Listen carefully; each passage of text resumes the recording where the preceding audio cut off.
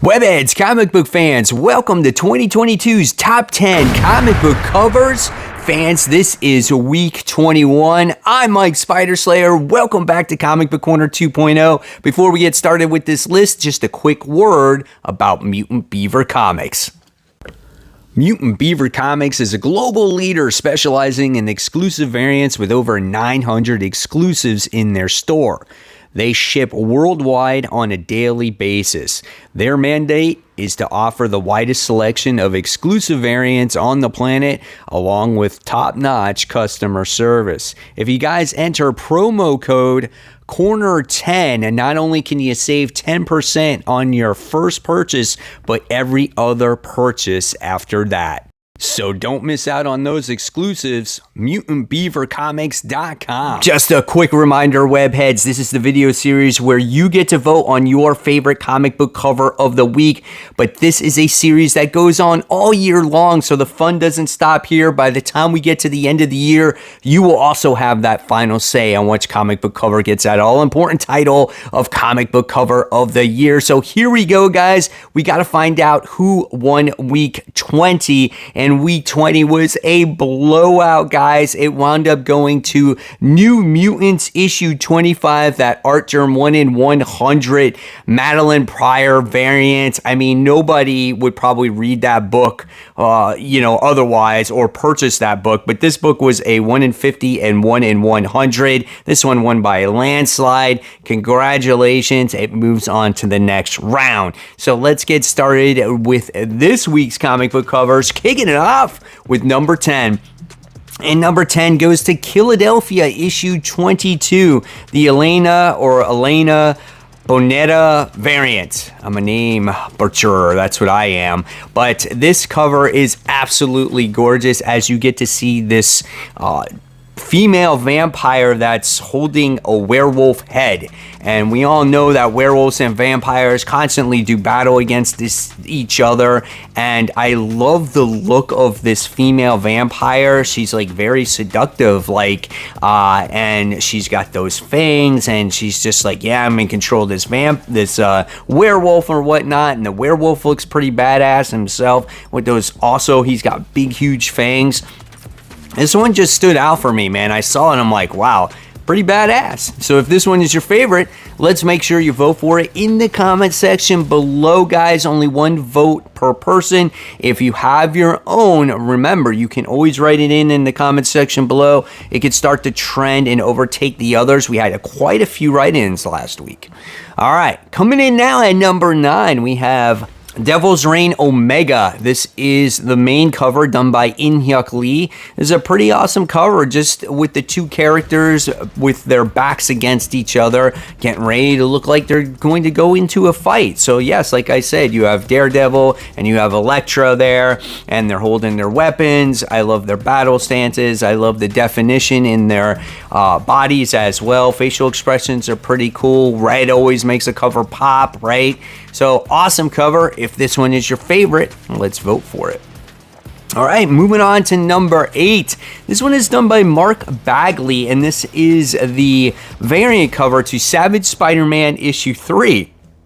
I like this one too. It's like you got some Savage Spider-Man creature howling at the moon. Like, I don't get why he would howl at the moon. It's not that like he's a werewolf, but I still thought it was a pretty awesome cover. I do love horror stuff, so maybe this one was a standout. And you can't go wrong with Mark Bagley. He's just a classic artist, and I love how the spider web like overshadows the moon there a little bit. So pretty cool stuff, man. If this one is your favorite, you know what you got to do. All right, moving on to number 7. This one is fun. This is a Batman Beyond the White Knight. This is issue 3. Cover B done by Sean Murphy. And this one is cool as you get to see one portion of the cover where it's like the roof of the car, where you get to see Batgirl kind of like swinging, right? And you get to see the character that way. And then you get to see the other version of the character in her cop car, and she's like in this high-speed chase, which I thought was pretty badass, and you can tell because you get to see the other vehicles next to her. I thought that was pretty creative. It's like you got two little covers within one, and I'm always a fan of Sean Murphy's artwork, so if this one is your favorite, let's vote for it.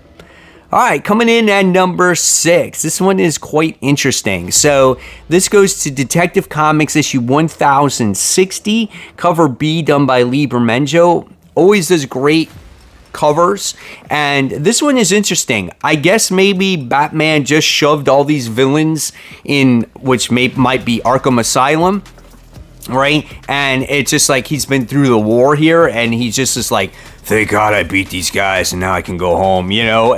But you still have all the villains reaching through the jail cell trying to get to him.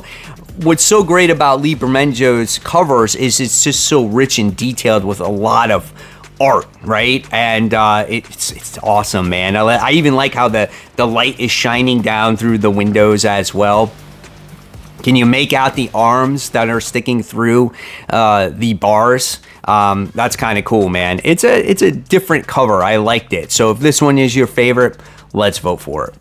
Coming in at number 5. It's a fan favorite here. We got Harley Quinn issue 15, Natalie Sanders variant A. So Natalie Sanders has been doing these magazine covers now for a little while, and this one has Harley Quinn on there, and you get to see her bent over, and she's got her high heels on. Love the facial expression. I think what makes the magazine covers, though, is that she is literally like on a magazine, right? It gives you like a different little quotes, like clown around and 101 hair dye tips, and you know, feeling the weight on your world. So it's like all those little things that is on that cover kind of represents Harley, and I like that. It's just added detail to the cover art. Looks absolutely gorgeous. If it's your favorite, let's vote for it. All right, coming in at number 4, another nice cover here. We have Deathstroke Incorporated issue 9, cover B, done by Derek Chu. And this is cool with Ravager on there. I don't think you get to see too many Ravager, you know, covers, period. And this one is just a pinup, right? And so here we get to see her standing there, kind of in some battle position ready with a dagger in her hand. I love how you get to see like her belt, how it has all the pouches, and it has like a skull in front of it. I love the headband around, the wavy hair. Looks pretty cool. She's got these pink things flying around with the dragon in the back. I don't know what that's all about, but she looks cool. And if this is your favorite, let's vote for it. All right, coming in at number 3, this is an homage cover to Robin issue 1. This is DC versus Vampires Hunters issue 1, cover B, done by Amiko Sawan. This is the cardstock variant. I saw this one and I'm like, yeah, this is going on the list. I love this. It's very similar to the Robin cover. The difference here is instead of Batman in the background, you have Nightwing in the background, and I thought it was cool, man. It's got this sitting on the gargoyle, buildings in the background, moon's back there, and it says Hunters instead of Robin also. I do like the main cover of this, but I just thought this one had a cool homage feel to it, right? So if this one is your favorite, let's vote for it. All right. Coming in at number 2 now, we have The Amazing Spider-Man issue 2, Patrick Gleason variant A. I went with the A because a lot of times when it comes to Amazing Spider-Man covers, like, you know it's Amazing Spider-Man when it's got that traditional Amazing Spider-Man logo, and I feel like it fits with this one. And these Patrick Gleason covers have been coming out for a while now, but some of these ones have been really cool, these different types, and this has the Hobgoblin on it. And what sells this cover for me is Hobgoblin's facial expression. I love how his mouth is wide open here, and I love how he has like an eye partially closed, and then he's got another one like open, so he's doing the eyebrow thing, right, like that, and then he's got the spider in front of him. He's like, I guess that's how he looks, right? Great looking cover, man. So if this one is your favorite, let's make sure you vote for it. All right, and then coming in at number 1, we have a Gunslinger Spawn. This is issue 8.